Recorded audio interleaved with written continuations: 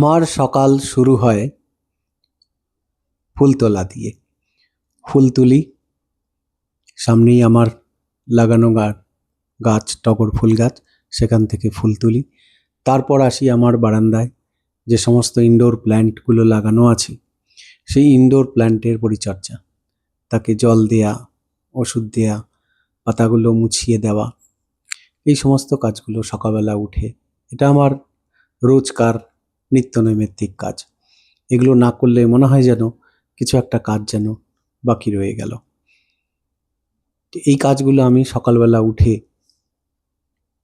প্রাত্যহিকভাবেই রোজ নিয়ম করেই এই জিনিসগুলো করি, যার জন্য গাছগুলো বেশ সতেজ এবং সুন্দর লাগছে দেখতে। আজ বহুদিন হলো গাছগুলো লাগিয়েছি, বেশ বড় হয়েছে। ইনডোর প্ল্যান্টগুলো বেশ সুন্দর লাগছে দেখতে।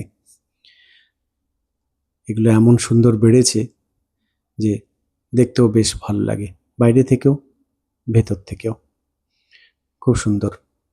এর মধ্যে বিভিন্ন ধরনের গাছ আছে, যেগুলোর নাম না বললেও হবে, কেননা আপনারা এগুলো সব সচরাচর দেখতে পান, নতুন কিছু নয়। এবার আমি ওপরে চললাম ছাদে, যে গাছগুলো আছে সেই গাছগুলোর পরিচর্যা করতে। সেখানেও অনেক ইনডোর প্ল্যান্ট আছে, সেগুলো শিশু অবস্থায় আছে, সেগুলো এখনও ঠিক মতন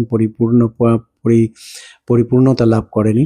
সেই জন্য তাকে আলাদা করে এক জায়গায় রেখে তার যত্ন পরিচর্যা করছি। তারপর সেগুলোকে বিভিন্ন জায়গায়, যে জায়গায় রাখলে পরে ভালো লাগবে সেই জায়গাতে তার ফাইনাল পোস্টিং হবে আর কি। এই সমস্ত গাছগুলো সব গাছের মধ্যে, যেগুলো এর মধ্যেও ইনডোর প্ল্যান্ট আছে, আউটডোর প্ল্যান্ট আছে, কারি পাতা গাছ আছে, জবা গাছ আছে, বিভিন্ন ধরনের গাছ রয়েছে। এটা হচ্ছে লক্ষ্মী জবা, এটি কারি পাতা গাছ, এটাও একটা জবা গাছ। এটা হচ্ছে ঝুমকা জবা, মানে ডবল লেয়ারের ঝুমকা জবা, এটাও একটা থোকা জবা। এটা একটা লক্ষ্মী জবারই হলুদ ভ্যারাইটি।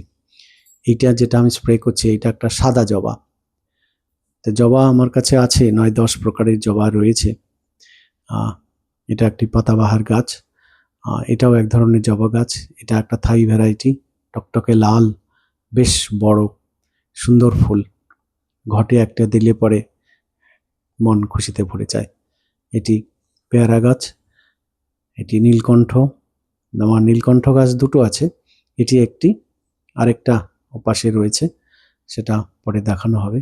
এই যে জবা গাছ রয়েছে, রজনীগন্ধা রয়েছে, গন্ধরাজ আছে, জবা গাছ, লঙ্কা গাছও আছে, ছোট ছোট চাইনিজ টগর ফুল রয়েছে, সুন্দর ফুল ফোটে রোজ সকালে, ছোট ছোট ফুল।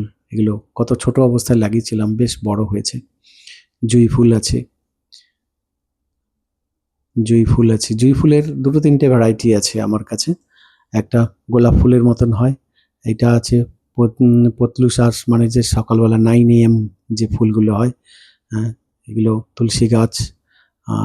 তারপরে রঙ্গন আছে, বিভিন্ন ধরনের গাছ রয়েছে।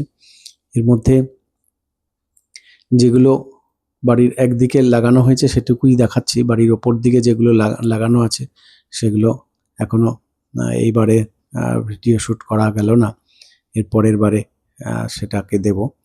আরও অনেক গাছ রয়েছে, সেই গাছগুলো দেখাবো, যেখানে এরেকা পাম থেকে শুরু করে আরও অনেক বিভিন্ন ধরনের গাছ আছে, করবী গাছ, কামিনী ফুল, বিভিন্ন ধরনের গাছ রয়েছে। তারপর সেখান থেকে ফিরে এসে গরম জল পান করা, যেটা রোজ সকালে আমি করে থাকি। এবং এই প্রাণায়াম শুরু হলো, এটাকে বলে ভস্ত্রিকা। তারপরে শুরু হবে আমার কপালভাতি। এই কপালভাতি চলছে, কপালভাতির পরে অনুলোম বিলোম, বাস এই প্রাণায়াম আমার আধা ঘন্টা ধরে, এই প্রাণায়াম আমার চলতে থাকে সকালবেলা। প্রকৃতির সাথে, আমার গাছের সাথে থাকি, নিয়মিত এটাই আমার চলতে থাকে। তারপর শুরু হয় আমার যোগব্যায়াম একের পর এক করি,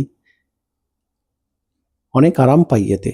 এই যে পায়ের ব্যথায়, কোমরের ব্যথায় মাঝে মাঝে কষ্ট পাই, এর জন্য নিয়মিত এই ব্যায়ামগুলো করি, যেগুলো আমাকে পায়ের ব্যথা এবং কোমরের ব্যথা থেকে অনেকটাই রিলিফ দেয়।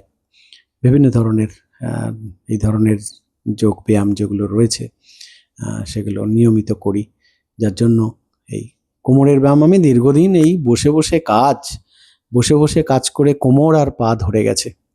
সুতরাং এই কোমর আর পা নিয়ে বিভিন্ন ধরনের ব্যায়াম করে নিজেকে সুস্থ রাখা, এই চেষ্টা করে যাচ্ছি। ওষুধ খাই না বললেই চলে। তো ওই জন্য ব্যায়াম করাটা খুব জরুরি। ব্যায়াম করি শুধু নিজেকে সুস্থ রাখার জন্য, কেননা ব্যায়াম করে যদি আমি সুস্থ থাকি ওষুধ না খেয়ে, এর থেকে ভালো জিনিস আর কি হতে পারে। সকালবেলা 1 ঘন্টা প্রাণায়াম এবং তার সাথে যোগ ব্যায়াম, প্রাণায়াম করে যোগ ব্যায়াম করে তারপর আর বিভিন্ন কাজ, যেটাই প্রাত্যহিক কাজ করতে হয় সেটা শুরু করতে হয় বা শুরু করে থাকি আর কি। এটা স্কিপ করলে মনে হয় যেন একটা বিরাট কিছু কাজ যেন আজ করা হয়ে উঠলো না।